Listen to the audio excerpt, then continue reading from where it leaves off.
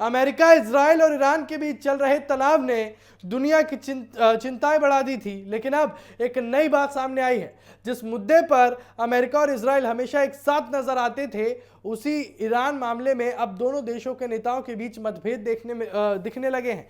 और अमेरिकी राष्ट्रपति डोनाल्ड ट्रंप और इजराइल के प्रधानमंत्री बेंजामिन नेतन्याहू की सोच इस समय अलग अलग दिखाई दे रही है। और यही वजह है कि पूरी दुनिया की नजर इस घटनाक्रम पर टिकी हुई है। दरअसल पिछले कुछ महीनों से अमेरिका और इजराइल मिलकर ईरान पर दबाव बना रहे थे। दोनों देशों का मानना था कि ईरान के परमाणु कार्यक्रम और उसकी बढ़ती ताकत को रोकना जरूरी है। लेकिन हाल ही में ट्रंप ने एक ऐसा कदम उठाया जिसने इजराइल को हैरान कर दिया।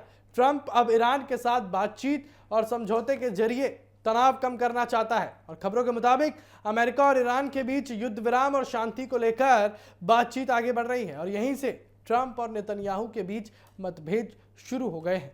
इजराइल चाहता है कि ईरान पर और ज्यादा दबाव बनाया जाए ताकि वो पूरी तरह कमजोर हो जाए, लेकिन ट्रंप का मानना है कि लगातार युद्ध किसी के लिए फायदेमंद नहीं होता और वो बातचीत के जरिए समाधान निकालना चाहते हैं और मध्य पूर्व में शांति स्थापित करने की कोशिश कर रहे हैं।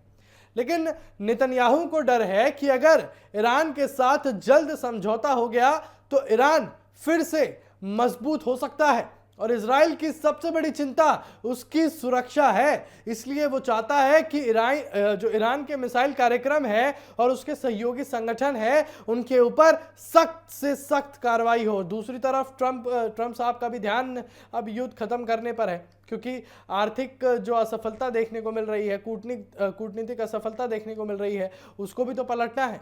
दिलचस्प बात यह है कि दोनों नेता सार्वजनिक रूप से एक दूसरे का सम्मान करते हैं, लेकिन अंदर खाने कई मुद्दों पर इनकी राय अलग है।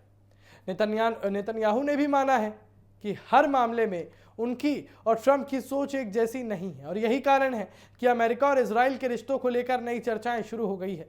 अब सबसे बड़ा सवाल यह है कि आगे क्या होगा।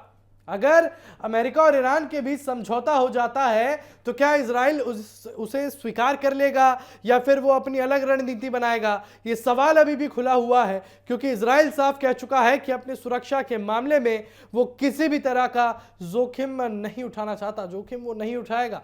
फिलहाल स्थिति ये है कि ट्रंप शांति और बातचीत के रास्ते पर आगे बढ़ना चाहते हैं, जबकि नेतन्याहू अभी भी ईरान के खिलाफ सख्त रुख अपनाए हुए हैं और वो भी रखना भी चाहते हैं। और यही सोच का अंतर आज अमेरिका और इजराइल के बीच चर्चा का सबसे बड़ा विषय बन गया है। और आने वाले दिनों में ये देखना दिलचस्प होगा कि ये मतभेद सिर्फ रणनीति तक सीमित रहता है या फिर दोनों देशों के रिश्तों पर भी इसका असर पड़ता है।